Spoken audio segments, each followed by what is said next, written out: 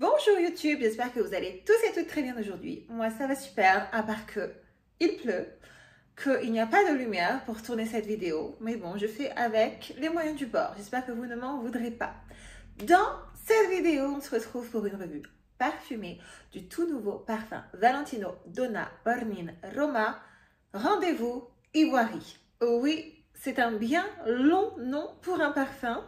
Un énième flanqueur dans la gamme Valentino Donna Bornin Roma, qui est un de mes parfums préférés si vous suivez mes vidéos. Alors, on a été gratifié ces dernières années de tout un tas de flanqueurs, comme d'habitude. On a eu le Coral Fantasy, le Yellow Dream, le Green Extravaganza. On a eu l'année dernière le Extra Dose, je crois. Et cette année, donc, un superbe packaging ivoire, magnifique, blanc. C'est vrai qu'il en jette, je dois l'admettre. Mais qu'en est-il? Est-ce qu'il vaut le détour? Est-ce que je vous recommande de l'acquérir? C'est ce que l'on va voir tout de suite. Pour bien m'initier, donc, le Valentino Bornin Roma original est ici. Il se présente comme cela. C'est un superbe packaging très chic.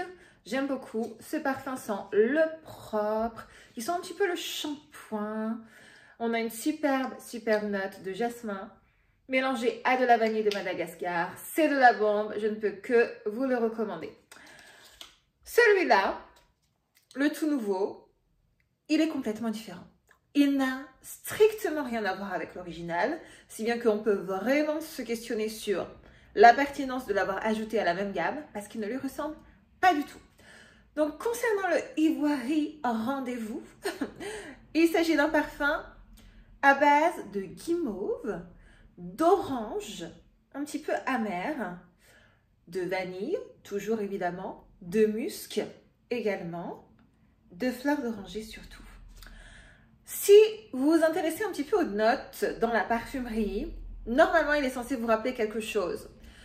L'accord guimauve, fleurs d'oranger, on le connaît par cœur. C'est l'accord phare du parfum Love Don't Be Shy de Kilian, également du parfum Oriana, de parfum de Marly, donc de parfums de niche qui ont fait le buzz ces dernières années. Et par conséquent, celui-ci se veut décliner sa propre version, revisitée, on va dire. Mais est-ce qu'il est réussi? Bon, j'ai une bonne nouvelle. Si vous êtes adepte de Love Don't Be Shy, de Oriana, donc vous savez ce côté un petit peu très poudré, guimauve, très cocooning, bah vous allez l'adorer, évidemment, c'est une réplique. Moi, je trouve qu'il ressemble plus à Oriana qu'à Love Don't Be Shy. Je le trouve assez poudré, comme je vous le disais. Et vous savez aussi, si vous suivez mes vidéos, je ne suis pas du tout la plus grande fan de cet ADN olfactif, donc je suis déçue.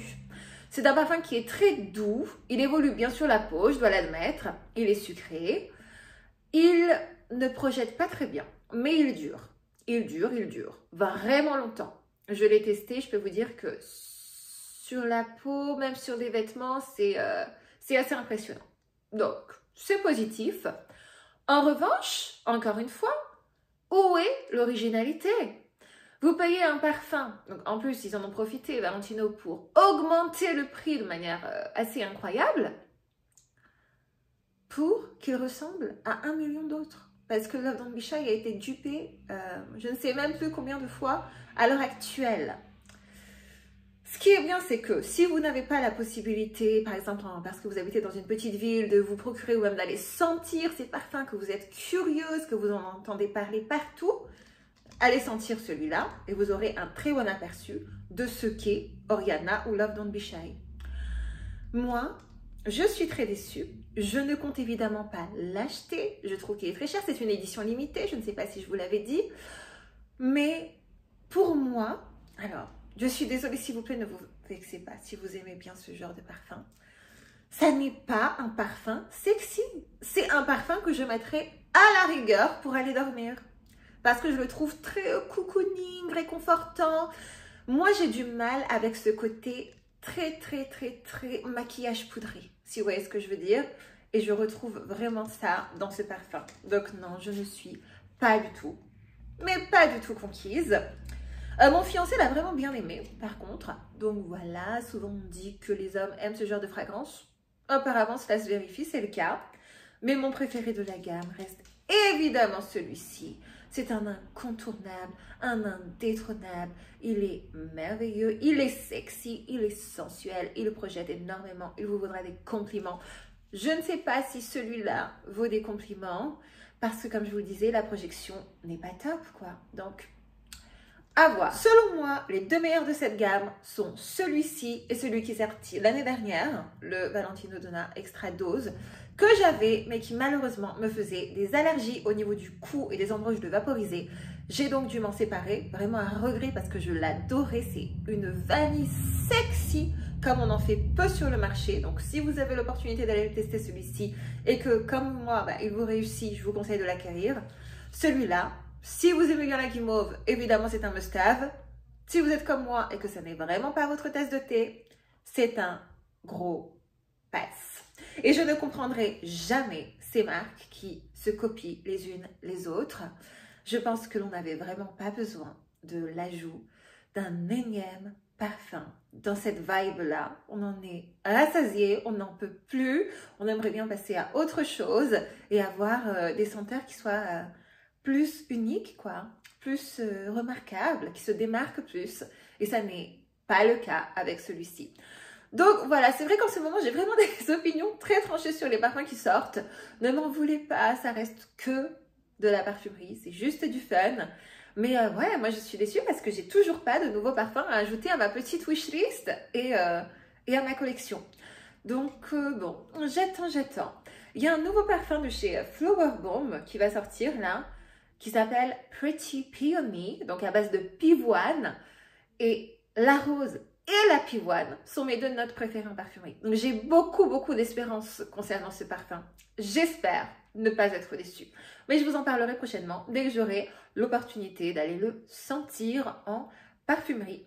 Voilà, j'espère que ma petite revue vous aura plu. Mais évidemment, les parfums, c'est tout à fait unique. Votre peau ne réagira pas pareil que la mienne.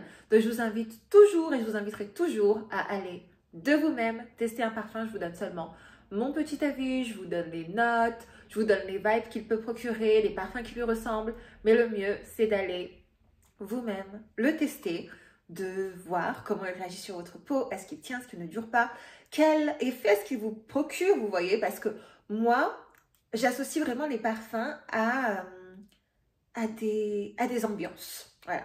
Donc je sais que quand je porte celui-là, je me sens sensuelle et sexy. Quand je porte la Nuit Trésor, je me sens pareil, je me sens la plus sexy.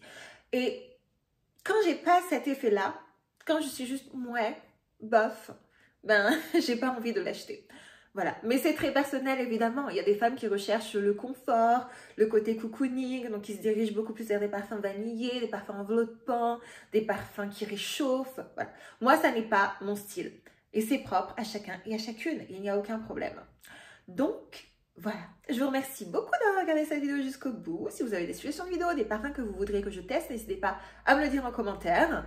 Ça me fait toujours très plaisir. Si vous avez envie de m'écrire, vous pouvez le faire. Mon mail est en barre d'infos. Et en attendant une prochaine vidéo, je vous fais de gros bisous. Surtout, prenez bien soin de vous. Bye!